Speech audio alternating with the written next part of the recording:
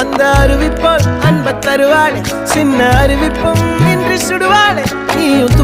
தும்மிடி ஆயுசு நூறாக என் உயிர் உன்னோட பத்திர சொத்தாக என் பார்வை உன்னோடு உன் பொம்மை கண்ணோடு பேசாமல் விண்ணோடு நாம் மிதந்து போவோம் காதாரா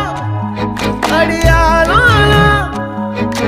நான் தாங்க மாறோடு